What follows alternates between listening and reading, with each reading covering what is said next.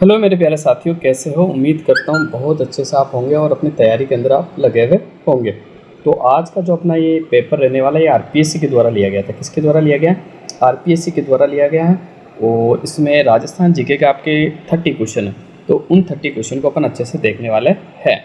ठीक है, तो आगे बढ़ते हैं। पहला क्वेश्चन आपके सामने है, BWHW से अभिप्राय हैं। तो BWHW यानी ये रेगिस्तान वाले कोपेन के अनुसार जलवायु वर्गीकरण राजस्थान में 4 प्रकार का है।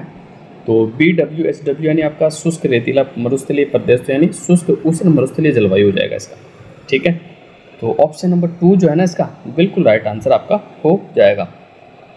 भाई कोपेन के अनुसार अगर जलवायु वर्गीकरण में आपको बताऊं तो देखो, ये आपका राजस्थान है, ये पूरा आपका रेगिस्तान है। ये मान लो आपका ये अरावली है, अरावली और ये रेगिस्तान के 2 पार्ट है। ये शुष्क रेतीला, ये अर्ध शुष्क रेतीला। तो शुष्क रेतीला जो मरुस्थलीय जलवायु है ना, वहाँ पर आपके BWHW, और अर्ध शुष्क की मैं बात कर लूँ तो BSHW। ठीक है, इसके अलावा आपका दक्षिणी राजस्थान, इधर हाड़ौती का पठार में आपकी AW प्रकार की जलवायु पाई जाती है। बाकी आपकी CWG पूर्वी मैदान के अंदर कैसे पाएगी? CW और G प्रकार की जलवायु पाई जाती है अकॉर्डिंग टू कोपेन। बिल्कुल आपको याद रखना। अब बढ़ते हैं अगले क्वेश्चन की तरफ। अगला क्वेश्चन देख लेते हैं।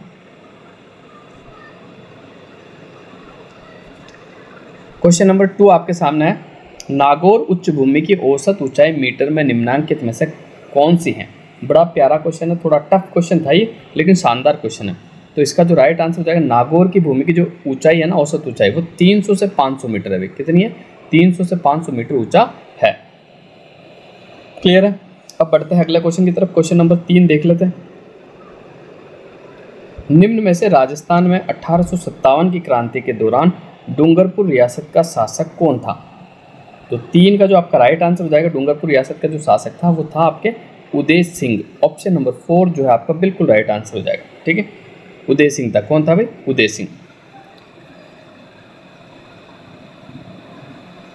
हुरडा सम्मेलन में कौन सा शासक सम्मिलित नहीं था, ये आपको बताना है। तो देखो, इस क्वेश्चन को फाइनली डिलीट कर दिया गया है, तो इसकी चर्चा अपन नहीं करने वाले हैं। 5वां क्वेश्चन आपके सामने है, इतालवी विद्वान तैसी तोरी निम्न में से किस क्षेत्र में अपने योगदान के लिए जाने जाते हैं? तो 5वें का जो आपका राइट आंसर हो जाएगा बिल्कुल ऑप्शन नंबर 4, राजस्थान व्याकरण पर लेख। ऑप्शन नंबर 4 आपका बिल्कुल राइट आंसर हो जाएगा। क्लियर है? नेक्स्ट, निम्नलिखित झीलों में से कौन सी झील मीठे पानी की झील नहीं है? तो 6ठे का अपन देख लेते हैं। नवलखा मीठे पानी की झील है, नक्की मीठे पानी की झील है, छापरताल मीठे पानी की झील, लूणकरणसर ये मीठे पानी की झील नहीं। ये आपके पड़ती है बीकानेर में। कहाँ पड़ती है भाई? बीकानेर के अंदर पड़ती है। और ये आपके खारे पानी की झील है। बिल्कुल आपको याद रखना है। क्वेश्चन नंबर 7 आपके सामने, किस रियासत में गोकुल भाई भट्ट ने प्रजामंडल आंदोलन का नेतृत्व किया था? तो गोकुल भाई भट्ट का जो संबंध था वो सिरोही से था। ठीक है, तो सिरोही प्रजामंडल का जो नेतृत्व किया था वो गोकुल भाई भट्ट ने किया था। किसने किया था भाई? गोकुल भाई भट्ट के द्वारा किया गया था। बिल्कुल आपको याद रखना है। चंबल नदी का जल अपवाह क्षेत्र राजस्थान में कितने प्रतिशत है? बहुत शानदार क्वेश्चन आपके सामने है। ऐसे क्वेश्चन ही मेरिट तय करते हैं, पता। ये थोड़ा डीपली पूछा हुआ सवाल है, कुछ बच्चों को याद हो सकता है, भले मैं ये नहीं कहता, लेकिन बहुत बच्चे इस सवाल से अनभिज्ञ हैं। तो इसका जो राइट आंसर हो जाएगा आपका, चंबल नदी का जो अपवाह क्षेत्र है ना, वो 20.90% है। जबकि मैं लूनी नदी की बात कर लूँ तो लूनी नदी का जो अपवाह क्षेत्र है वो 10.40% है। कितना भी? 10.40% है। और आंतरिक अपवाह की बात कर लूँ तो 60.5% आपका आंतरिक अपवाह है। बिल्कुल आपको याद रखना है। अगला क्वेश्चन देख लेते हैं।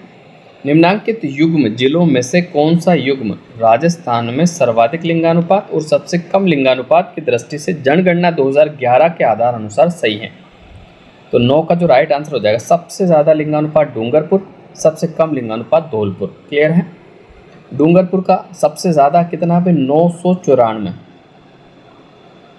प्रति 1000 पुरुषों पर कितनी महिलाएं? 994। और धौलपुर का सबसे न्यूनतम है। कमेंट करके बताना, बहुत आसान है, ज़्यादा हार्ड नहीं है कि भाई धौलपुर का लिंगानुपात कितना है। अगला क्वेश्चन, अमर सिंह फर्स्ट के शासनकाल में चावंड में रागमाला के चित्र किसके द्वारा चित्रित किए गए थे? अच्छा क्वेश्चन है। साहिबदीन, निसारदीन, मनोहर, निहाल चंद। तो इसका जो राइट आंसर हो जाएगा निसारदीन के द्वारा किया गया था। किसके द्वारा? निसार-उद-दीन के द्वारा किया गया था। ये चावंड महाराणा प्रताप ने अपनी राजधानी बनाई थी 1585 में। कब बनाई थी? 1585 में। और महाराणा प्रताप की ये 12 साल राजधानी रही थी। ये सवाल भी एग्जाम्स में बन चुका है, इसलिए आपको बता रहा हूँ, क्योंकि 1597 में महाराणा प्रताप का स्वर्गवास हो गया था। तो आप जोड़ लो 1597 से 85 को घटा लो, 12 साल बचेंगे आपके। क्लियर है? नेक्स्ट, निम्न में से कौन शूद्र मुक्ति पुस्तक के लेखक है? अर्जुन लाल सेठी, प्रताप सिंह, जमनालाल बजाज, सागरमल गोपा। 11 का जो राइट आंसर हो जाएगा अर्जुन लाल सेठी। ऑप्शन नंबर 1 जो है आपका बिल्कुल राइट आंसर हो जाएगा। शूद्र मुक्ति और स्त्री मुक्ति, ये दोनों ही किताबें जो हैं, स्त्री मुक्ति, ये जो किताबें दोनों, ये आपके अर्जुन लाल सेठी की है। किसकी है? अर्जुन लाल सेठी का। अर्जुन लाल सेठी का संबंध आपके जयपुर से है, और अर्जुन लाल सेठी को राजस्थान का दधीची कहा जाता है। क्या कहा जाता है? राजस्थान का दधीची कहा जाता है। 12वां क्वेश्चन, निम्नलिखित में से कौन सी नदी जालोर जिले में नहीं बहती है? ये आपको बताना कि कौन सी नदी जालोर के अंदर नहीं बहती है। तो बांडी जालोर में बहती है, सूकड़ी जालोर में बहती है, लूणी भी आपके जालोर में बहती है, लेकिन ये मैनाली जो है ना, मैनाली नदी, ये जालोर में नहीं बहती, ये आपके भीलवाड़ा में बहती है। कहाँ बहती है? भीलवाड़ा। ठीक है, त्रिवेणी संगम बनाती है ना, बेडच, बनास और मैनाली, वही वाली मैनाली आपकी है।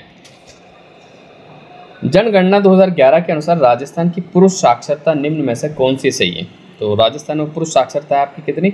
79.2। ऑप्शन नंबर 3 आपका बिल्कुल राइट आंसर हो जाएगा। क्लियर? राजस्थान में पुरुष साक्षरता कितनी?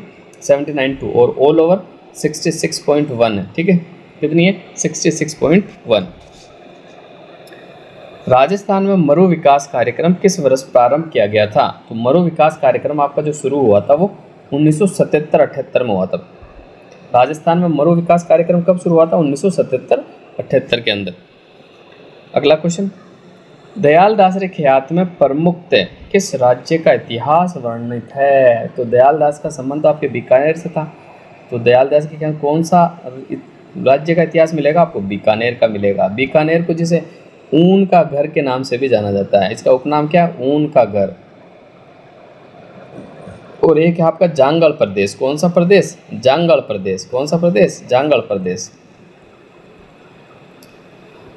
और बीकानेर शहर की स्थापना जो हुई थी वो हुई थी 1488 में। कब हुई थी? 1488 में। क्वेश्चन नंबर 16 आपके सामने है। किस पुरातात्विक स्थल को धरतुल घाट के नाम से भी जाना जाता है? तो 16 का जो राइट आंसर हो जाएगा बिल्कुल धरतुल घाट के नाम से किसे जाना जाता है? तो 16 का बिल्कुल राइट आंसर हो जाएगा आपका जोधपुरा सभ्यता को धरतुल घाट के नाम से जाना जाता है। किस नाम से जाना जाता है? धरतुल घाट के नाम से। कौन सी सभ्यता को जाना जाता है? जोधपुर में। ये कहाँ है? जयपुर के अंदर थी आपकी सभ्यता। अब नए जिलों के गठन के बाद कहाँ ही शामिल होगी, आप कमेंट करके जरूर बताना मुझे। बीलो के किस नृत्य में नकली स्पर्धा जन्य युद्ध प्रदर्शित किया जाता है? तो 17 का जो आपका राइट आंसर हो जाएगा वो हो जाएगा नेजा। ऑप्शन नंबर 4 जो है आपका बिल्कुल राइट आंसर हो जाएगा। निम्नलिखित में से कौन सा डिग्री कॉलेज राजस्थान में सबसे पुराना है? तो राजस्थान में सबसे पुराना डिग्री कॉलेज है महाराजा कॉलेज जयपुर। कौन सा? महाराजा कॉलेज जयपुर। इसका निर्माण जो है किसने करवाया था? सवाई राम सिंह ने करवाया था। भाई किसने करवाया था? सवाई राम सिंह के द्वारा करवाया गया था। जनगणना 2011 के अनुसार राजस्थान में जनसंख्या के घनत्व के घटते हुए क्रम में कौन सा क्रम सही है? निम्नांकित दिए गए कूट का प्रयोग करते हुए सही उत्तर का चयन कीजिए। तो 19 का जो राइट आंसर हो जाएगा वो आपका ऑप्शन नंबर 3। सबसे पहले जयपुर, उसके बाद भरतपुर, भरतपुर के बाद दौसा, दौसा के बाद अलवर। बिल्कुल आपको याद रखना है। किसी भी क्षेत्र को न्यूनतम सूखाग्रस्त घोषित करने के लिए कितनी वार्षिक वर्षा की मात्रा होनी चाहिए? 20 का जो राइट आंसर हो जाएगा ऑप्शन नंबर 1। 20 का जो राइट आंसर हो जाएगा कितना हो जाएगा? ऑप्शन नंबर 1 जो है आपका बिल्कुल राइट आंसर हो जाएगा अभी 70 से 100 सेंटीमीटर। निम्नांकित में से राजस्थान के कौन से जिले में तेंदुपत्ती की उत्पादन नहीं होती है? तो देखो, उदयपुर में होता है, बारां में होता है, झालावाड़, सिरोही में नहीं होता। 21 का जो आपका है 2 राइट आंसर आपका हो जाएगा। 22 का क्वेश्चन, 2011 की जनगणना के अनुसार राजस्थान में जिले का कौन सा युग्म उच्चतम और निम्नतम विकास दर दर्शाता है? तो 22 का जो राइट आंसर हो जाएगा आपका ऑप्शन नंबर 3 बाड़मेर और गंगानगर। ऑप्शन नंबर 3 आपका बिल्कुल राइट आंसर होगा। बनास, चंबल, सीप नदियों को किस जिले में राजस्थान के त्रिवेणी संगम का निर्माण करती है? तो 23 का जो आपका राइट आंसर हो जाएगा भीलवाड़ा, डूंगरपुर, टोंक और सवाई माधोपुर। तो इसका जो राइट आंसर हो जाएगा सवाई माधोपुर। ऑप्शन नंबर 4 जो है आपका बिल्कुल राइट आंसर हो जाएगा। 19वीं शताब्दी के किस कवि को दरबारी चाटुकारिता से दूर रहकर ब्रिटिश शासन के खिलाफ लिखने के लिए लोक कवि कहकर पुकारा जाता है? तो 24 का जो राइट आंसर हो जाएगा आपका बिल्कुल शंकरदान सामोर। 24 का आपका कौन सा राइट आंसर हो जाएगा? शंकरदान सामोर आपका बिल्कुल राइट आंसर हो जाएगा। निम्न में से किस ख्याल का मंचन हिंदुओं और मुसलमानों का द्वारा संयुक्त रूप से किया जाता है? हेला, चंद्रायनी की गायकी, राजदारी, तुर्रा कलंगी। तो ऑप्शन नंबर आपका 4 जो है आपका बिल्कुल राइट आंसर हो जाएगा। तुर्रा कलंगी जो ख्याल है इसका मंचन हिंदू और मुसलमानों के द्वारा संयुक्त रूप से किया जाता है। निम्न में से कौन सा राजस्थानी काव्य ब्रतेश और बाहुबली घोर की रचयिता है? तो 26 का जो आपका राइट आंसर हो जाएगा वो वज्रसेन सूरी। ऑप्शन नंबर 4 जो है आपका बिल्कुल राइट आंसर हो जाएगा। दीर्घकालीन अकालग्रस्त क्षेत्र के अंतर्गत राजस्थान के निम्नांकित जिलों के समूह में कौन सा सही है? तो 27 का जो आपका राइट आंसर हो जाएगा बिल्कुल कौन सा राइट आंसर हो जाएगा? तो ऑप्शन नंबर 2 श्री गंगानगर, पाली और चूरू आपका बिल्कुल राइट आंसर हो जाएगा। नेक्स्ट, जयानक रचित पृथ्वीराज विजय द्वारा शासक की प्रशंसा में लिखा है कि उसने पुष्कर में आक्रमण करने वाले 700 चालुक्यों को मार गिराया। निम्न में से उस शासक का नाम क्या था? तो 28 का जो आपका राइट आंसर हो जाएगा बिल्कुल पृथ्वीराज प्रथम। ऑप्शन नंबर 3 आपका बेहतरीन सवाल है, वापस से रिपीट होने के पूरे चांसेस है। इसका राइट आंसर है पृथ्वीराज फर्स्ट। अच्छा सवाल है, एग्जाम में बनने लायक है, बिल्कुल वापस से रिपीट होगा, इसे अच्छे से याद कर लेना। नाकोड़ा पर्वत को निम्नलिखित में से किस और नाम से भी जाना जाता है? तो 29 का जो आपका राइट आंसर हो जाएगा ऑप्शन नंबर 1 56 की पहाड़ियों के नाम से जाना जाता है। किस नाम से जाना जाता है? 56 की पहाड़ियों के नाम से जाना जाता है। कवि बांकीदास किस शासक के द्वारा संरक्षित राजकवि थे? तो 30 का जो राइट आंसर हो जाएगा आपका ऑप्शन नंबर 2 जोधपुर के मानसिंह। ऑप्शन नंबर 2 जो है आपका बिल्कुल राइट आंसर हो जाएगा। तो राजस्थान जीके का आपके 30 सवाल थे जो कि मैं कंप्लीट करवा चुका हूँ।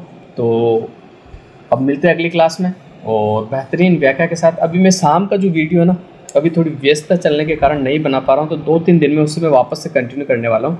थोड़ा काम ज़्यादा है इसलिए मैं वीडियो नहीं बना पा रहा हूँ। जल्द ही आपको वो क्लास भी मिलने लगेगी।